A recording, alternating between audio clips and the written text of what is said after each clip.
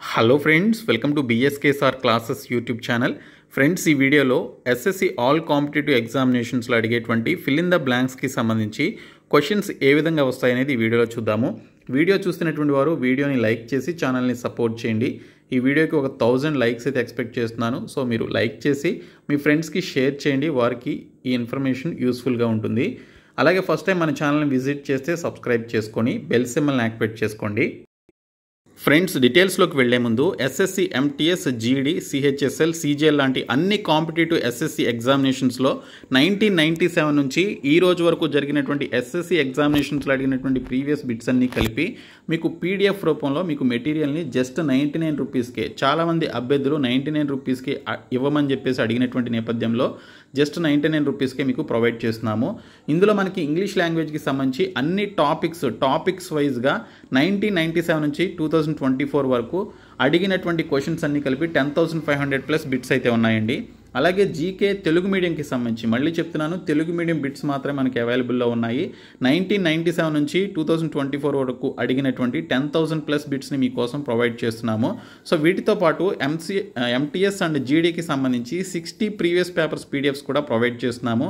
ఆ పేపర్స్ చూస్తే మీకు ఈజీగా మీకు క్వశ్చన్ పేపర్ ప్యాటర్న్ ఏ విధంగా ఉంటుందో తెలుస్తుంది. అందుకోసం అని చెప్పేసి వీటిని మీకు ఫ్రీగా ఇస్తున్నాము. ఈ కోర్స్ తీసుకున్నటువంటి వారికి ఈ ఎంటీఎస్ అండ్ జీడీ ప్రీవియస్ పేపర్స్ ఫ్రీగా పొందవచ్చు. సో డిస్క్రిప్షన్లో మీకు బిఎస్కే జాబ్స్ అని చెప్పేసి యాప్ లింక్ ఉంటుంది. ఆ లింక్పై క్లిక్ చేసి యాప్ని మీరు డౌన్లోడ్ చేసుకొని ఇప్పుడే ఈ కోర్స్ని అయితే తీసుకోండి. ఫ్రెండ్స్, మనకి ముఖ్యంగా ఎస్ఎస్సి ఎంటీఎస్ అండ్ జీడీకి సంబంధించిన ఎగ్జామినేషన్లో మనకి సింగిల్ ఫిల్లర్స్ ఉన్నటువంటి క్వశ్చన్స్ అడుగుతారండి. ఎస్ఎస్సి సీజీఎల్ లాంటి ఎగ్జామినేషన్స్లో అయితే డబుల్ ఫిల్లర్స్ ఉన్నటువంటి క్వశ్చన్స్ అడుగుతారు. అంటే 2 బ్లాంక్స్ ఉంటాయన్నమాట. అంటే అలాగనే అన్ని క్వశ్చన్స్ అలాగే రావు. సో మ్యాక్సిమం మనకి సింగిల్ ఫిల్లర్స్ అడుగుతారు. కొన్ని questions 1 or 2 questions double fillers మనకి సీజీఎల్లో రావడం జరుగుతుంది. సో ఇక్కడ చూసినట్లయితే మనకి ఫిల్ ఇన్ ద బ్లాంక్స్ మీరు కరెక్ట్గా అటెంప్ట్ చేయాలి అంటే సో దీనికి సంబంధించి మీకు ఎక్కువగా ప్రీపోజిషన్స్ టాపిక్ మీద మీకు పట్టు ఉండాలండి. సో ప్రీపోజిషన్స్కి సంబంధించి నేను ఆల్రెడీ మనం ఇచ్చినటువంటి కోర్సులో 99 రూపీస్ కోర్సులో ప్రీపోజిషన్స్కి సంబంధించి ప్రీవియస్ ఎగ్జామ్స్లో అడిగినటువంటి చాలా బిట్స్ పెట్టడం జరిగింది. సో మీకు ఆ కోర్స్ కావాలి అనుకుంటే తీసుకోండి. సో ఇక్కడ మనకి ప్రీపోజిషన్స్తో పాటు మీరు ఒక క్వశ్చన్ని చదివినప్పుడు అది ప్రజెంట్, పాస్ట్, ఫ్యూచర్లో ఉందా లేదనేది మీరు ఒకసారి గమనించాలి. కొన్ని క్వశ్చన్స్ అవి ఏ టెన్స్లో ఉన్నాయనేది కూడా మనకు తెలియదు. బట్ వాటిని బట్టి మనం కొంచెం స్పాంటేనియస్గా ఆలోచిస్తే ఆన్సర్ చేయగలుగుతాం. లేదు మీకు గ్రామర్ మీద పట్టుంటే మీరు ఫిల్ ఇన్ ద బ్లాంక్స్ని ఈజీగా అటెంప్ట్ చేయగలుగుతారు అండ్ మీరు ఈజీగా ఈ పర్టికులర్ టాపిక్ నుంచి స్కోర్ చేయగలుగుతారు. సో ఫస్ట్ క్వశ్చన్ వచ్చేసి all jobs are respectable dash of their nature అని చెప్పేసి ఇచ్చారు. So all jobs are respectable dash of their nature అని చెప్పేసి ఇవ్వడం జరిగింది. అంటే అది ఏ జాబ్ అయినా కూడా, ఒక మనిషి చేసేటువంటి ఏ జాబ్ అయినా కూడా దానికంటూ ఒక ప్రత్యేకత ఉంటుంది, ఒక గౌరవించాల్సినటువంటి అవసరం అయితే ఉంటుంది. అది ప్యూన్ జాబ్ అయినా, ఐఏఎస్ జాబ్ అయినా, ఎవరైనా కూడా ఓకే. సో వారికి ఉండేటువంటి ప్రత్యేకత ఉంటుంది. సో వారు లేకపోతే చాలా వరకు పనులు కూడా అవ్వవు. సో అది ఏ జాబ్ అయినా కూడా మనం రెస్పెక్ట్ చేయాల్సినటువంటి ఆ జాబ్స్ అనమాట. సో దీనికి సంబంధించి చూసుకుంటే all jobs are respectable dash of their nature అని చెప్పేసి ఇచ్చారు.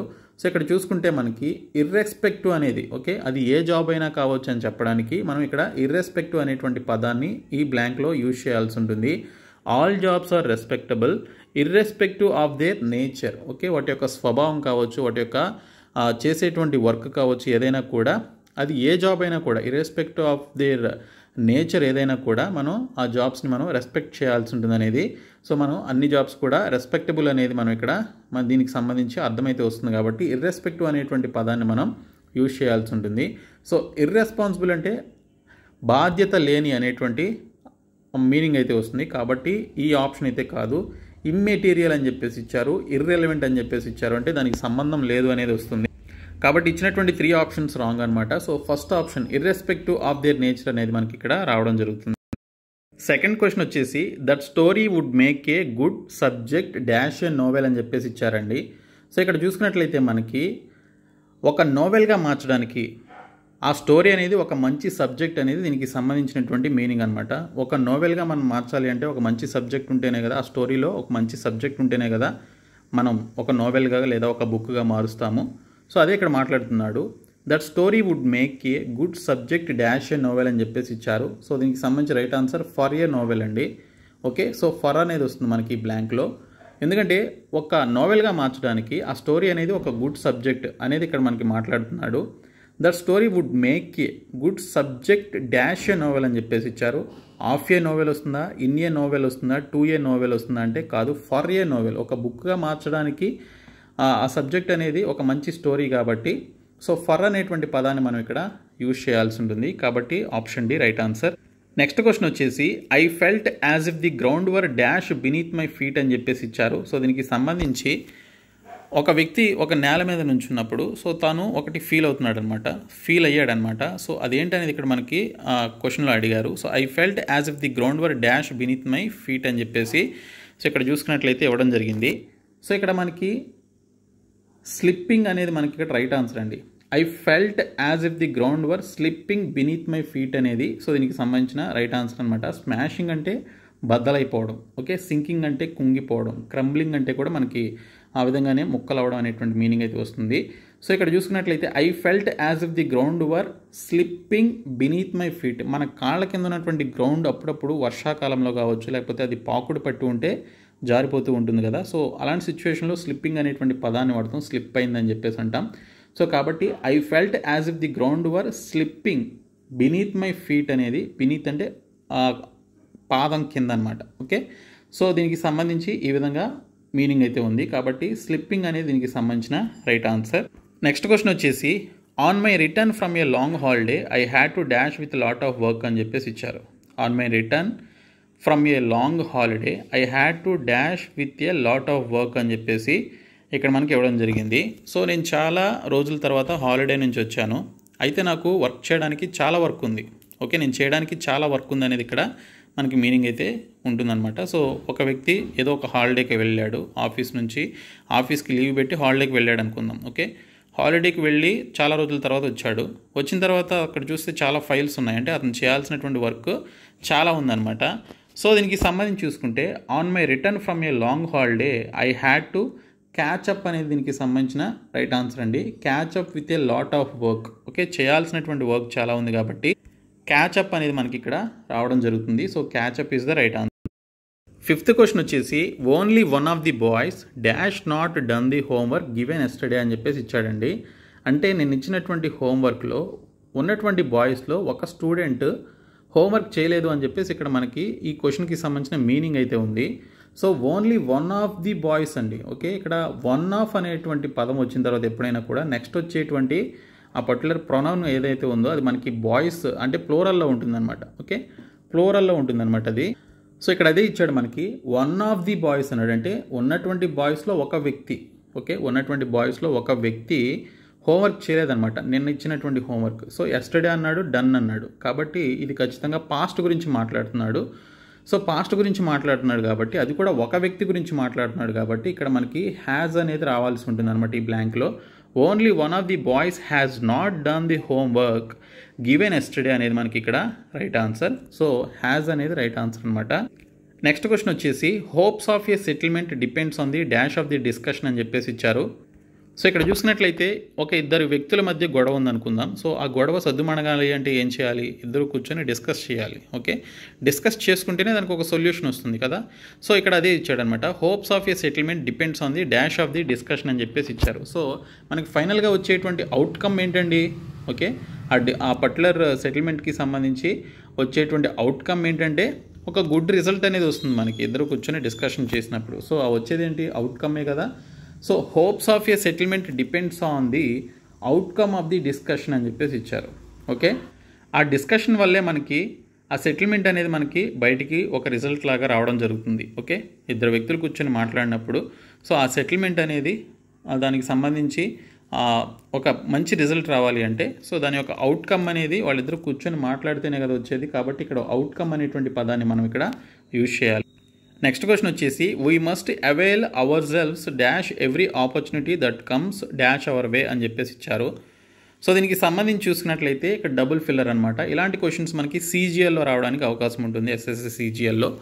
సో ఇక్కడ చూసుకున్నట్లయితే we must avail ourselves dash every opportunity that comes dash our way, okay. Comes in our way అనేది మనకు వస్తుందండి, ఓకే. ఇన్ అనేది ఇక్కడ సెకండ్ బ్లాంక్లో మనకి కరెక్ట్. సో ఇక్కడ మనకి 2 ఇన్స్ ఇచ్చాడు, ఓకే. 2 ఆప్షన్స్లో ఇన్ అనేది ఇవ్వడం జరిగింది. సో అది ఆన్ ఆఫ్ ఫస్ట్ బ్లాంక్లో అనేది మనం కనిపెట్టాలి. ఇప్పుడు we must avail ourselves of అనేది రావడం జరుగుతుంది. We must avail ourselves of every opportunity that comes in అనేది రావడం జరుగుతుందండి. పైన ఏమో ఆఫ్ అనేది వస్తుంది. Okay, we must avail of. Okay, avail తర్వాత ఆఫ్ అనేది రావాల్సి ఉంటుంది మనకి ఇక్కడ. We must avail ourselves of every opportunity that comes in our way అనేది మనకి ఇక్కడ రైట్ ఆన్సర్ అనమాట. సో ఆఫ్ ఇన్ అనేది రైట్ ఆన్సర్.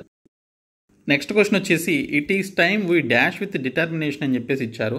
సో మనం ఈసారి ఈ టైంలో ఈ సిచ్యువేషన్లో మనం ఒక మంచి డిటర్మినేషన్తో చేయాల్సి ఉంటుంది పని అనేది మనకి ఇక్కడ మీనింగ్ అయితే ఉంది కదా. It is time we acted with determination అనేది రావాల్సి ఉంటుందండి. యాక్టెడ్ అనేది మనకి ఇక్కడ ఆన్సర్గా వస్తుంది. యాక్టెడ్ అనేది రైట్ ఆన్సర్. నెక్స్ట్ క్వశ్చన్ వచ్చేసి when the thief entered the house the inmates dash in the hall అని చెప్పేసి ఇచ్చారు.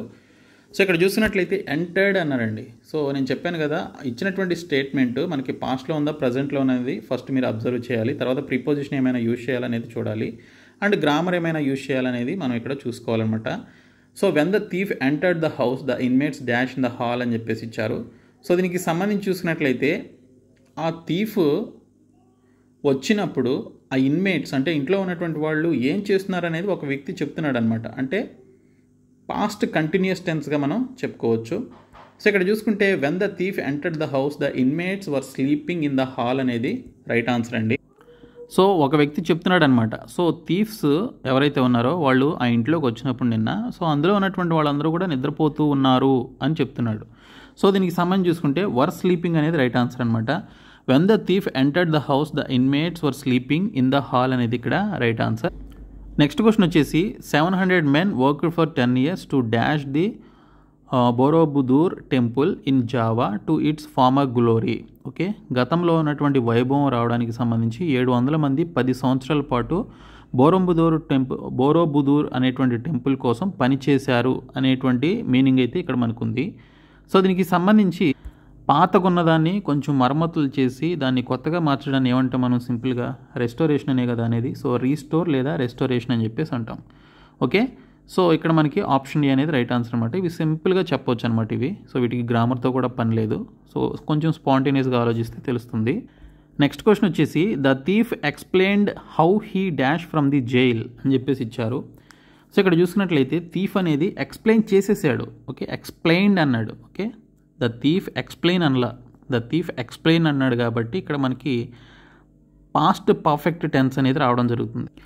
పాస్ట్ పర్ఫెక్ట్ టెన్స్ అనేది రావడం జరుగుతుంది అనమాట. సో గతంలో అతను జైలు నుంచి ఏ విధంగా ఎస్కేప్ అయ్యాడు అనేది చెప్పేశాడు. ఓకే, ఎక్స్ప్లెయిన్ చేసేసాడు కాబట్టి the thief explained how he had escaped from the jail అనేది రైట్ ఆన్సర్ అనమాట. How he had escaped from the jail అనేది దీనికి సంబంధించిన రైట్ ఆన్సర్. నెక్స్ట్ క్వశ్చన్ వచ్చేసి he had dash to the books passionately. Okay, he had dash to the books passionately అని చెప్పేసి ఇచ్చాడండి. So ఇక్కడ చూసుకున్నట్లయితే అతనికి బుక్స్ అంటే చాలా ప్యాషన్ అంటే ఇక్కడ మనకి మాట్లాడుతున్నారు, చాలా ఇష్టమని. So he had on to the books. Okay, he had on to the books అనేది వస్తుంది మనకి. సో ఆ బుక్స్ మీద తనకి ఎంతో ప్యాషన్ ఉంది. ఓకే, కాబట్టి ఈ had on to the books అనేది మనకి ఇక్కడ ఆన్సర్గా వస్తుంది. 13th క్వశ్చన్ వచ్చేసి they did not know where they dash from అని చెప్పేసి ఇచ్చారు. దే డిడ్ నాట్, ఇక్కడ ఏమన్నాడు, దే డిడ్ నాట్ అన్నాడండి. అంటే ఇది పాస్ట్ గురించి మాట్లాడుతున్నారు. ఓకే, పాస్ట్ గురించి మాట్లాడుతున్నారు కాబట్టి they did not know where they come from, వాళ్ళు ఎక్కడి నుంచి వచ్చారో వాళ్ళకి తెలియదు అంటున్నారు. Okay, they did not know where they had come from. Okay, had come from అనేది మనకి ఇక్కడ ఆన్సర్గా వస్తుందన్నమాట. నెక్స్ట్ క్వశ్చన్ వచ్చేసి there is only one member who has not paid his dash and he has promised to pay before the end of this month అని చెప్పేసి ఇచ్చారు. Okay, there is only one member who has not paid his dash and he has promised to pay before the end of this month అని చెప్పేసి ఇవ్వడం జరిగింది. So దీనికి సంబంధించి చూసుకున్నట్లయితే ఇంకా ఒక్కరే ఉన్నారనమాట. ఒకే ఒక వ్యక్తి చెల్లింపులు చేయాల్సినటువంటి అవసరం అయితే ఉంది. అతను ఈ మంత్ ఎండ్కి ఇస్తానని చెప్పేసి అతను ప్రామిస్ చేయడం జరిగింది అని చెప్పేసి ఇక్కడ మనకి క్వశ్చన్లో మీనింగ్ అయితే ఉంది. సో ఇక్కడ మనకి చూసుకున్నట్లయితే రెమిటెన్స్ అంటే చెల్లింపులు అండి. సో చెల్లింపులు అని చెప్పేసి అంటాం, అలవెన్స్లు కాదు. హానరోరియం అంటేనేమో గౌరవార్థంగా ఇచ్చేదాన్ని హానరోరియం అంటాం. సబ్స్క్రిప్షన్ అంటేనేమో మనం ఏదైనా ఒక పని చేయడానికి పే చేసే, అంటే మనం ఏదైనా చూడడానికి పే చేసేటువంటి దాన్ని సబ్స్క్రిప్షన్ అంటాం. ఇప్పుడు మనకి చూసుకున్నట్లయితే మనకి ఏదైనా ఓటీటీ ప్లాట్ఫామ్లో మనం ఏదైనా మూవీస్ కానీ ఏమైనా చూడాలనుకుంటే సబ్స్క్రిప్షన్ పే చేస్తాం కదా, సో అది సబ్స్క్రిప్షన్గా వస్తుంది. బట్ ఇక్కడ రెమిటెన్స్ అంటేనేమో చెల్లింపులు అని చెప్పేసి వస్తుంది. There is only one member who has not paid his remittance and he has promise to pay before the end of this month అని చెప్పేసి ఇక్కడ మనకు ఆన్సర్ అయితే ఉంది. సో రెమిటెన్స్ అనేది రైట్ ఆన్సర్. నెక్స్ట్ క్వశ్చన్ వచ్చేసి he was an dash swimmer but was swept away by a strong dash అని చెప్పేసి ఇచ్చారండి. సో ఇక్కడ మనకి వాజ్ అండ్ స్వెప్ట్ అని చెప్పేసి ఈ విధంగా వాడారు. సో ఇక్కడ చూసుకుంటే గతం గురించి మాట్లాడుతున్నారు ఇక్కడ. Okay, he was dash and swimmer, he was an dash swimmer అని చెప్పేసి ఇచ్చారు. సో ఇక్కడ చూసుకుంటే ఎక్స్పర్ట్ స్విమ్మర్, సో స్విమ్మర్స్ని మనం ఎక్స్పర్ట్స్తోనే పోల్చుతాం కదా, he is an expert in swimmer అని. సో ఇక్కడ చూసుకుంటే మనకి ఎక్స్పర్ట్ అనేది వస్తుంది. But was swept away by a strong current అంటే ప్రవాహం లేదా ఆ యొక్క నీటి యొక్క ప్రవాహంగా చెప్పుకోవచ్చు అనమాట. ఓకే, సో కరెంట్ అంటే బాగా ఫోర్స్గా వచ్చేది. సో ఇక్కడ చూసుకుంటే he was an expert swimmer but was swept away by a strong current అనేది మనకి ఇక్కడ రావడం జరుగుతుంది. నెక్స్ట్ క్వశ్చన్ వచ్చేసి the teacher gives many examples to dash the idea content in the poem అని చెప్పేసి ఇచ్చారు. Okay, the teacher gives many examples to dash the idea content in the poem అని చెప్పేసి ఇవ్వడం జరిగింది. ఒక టీచర్ ఒక పోయం గురించి ఎక్స్ప్లెయిన్ చేసినప్పుడు ఆ పోయంలో ఉన్నటువంటి పర్టికులర్ సిచ్యువేషన్ గురించి చెప్తూ చాలా ఎగ్జాంపుల్స్ అయితే టీచర్ మాట్లాడడం జరిగింది. సో దాని గురించి ఇక్కడ మనకి ఇచ్చారనమాట. సో దీనికి సంబంధించి చూసుకుంటే ఇక్కడ మనకి బ్రింగ్ అవుట్ అనేటువంటి పదం వస్తుందండి. Bring out, bring in, bring about, bring fourth అని చెప్పేసి ఇచ్చారు. సో దీనికి సంబంధించి చూసుకుంటే బ్రింగ్ అవుట్ అంటే చాలా ఎగ్జాంపుల్స్ని ఆవిడ బయటకు తీసి చెప్పడం జరిగింది. Okay, the teacher gives many examples to bring out the idea content in the poem అనేది మనకి ఇక్కడ రైట్ ఆన్సర్ అనమాట. నెక్స్ట్ క్వశ్చన్ వచ్చేసి the more electricity you use dash అని చెప్పేసి ఇచ్చారండి. సో మనం ఎక్కువ ఎలక్ట్రిసిటీ యూజ్ చేస్తే ఏమవుతుందండి, బిల్ అనేది ఎక్కువ వస్తుంది కదా. సో ఇక్కడ మనకి చూసుకుంటే the more electricity you use the higher your bill will be అనేది దీనికి సంబంధించిన రైట్ ఆన్సర్. ఓకే, సో ఇవి మూడు కాదు. ఓకే, ఇక్కడ చూడండి మీరు, your bill will be higher అని చెప్పేసి ఇచ్చారు.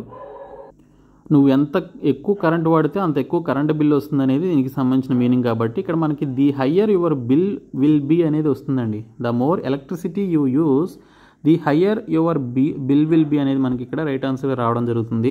నెక్స్ట్ క్వశ్చన్ వచ్చేసి the rich parents decided to send their 2 sons to Eton the stronghold of the dash of the rich అని చెప్పేసి ఇచ్చారు.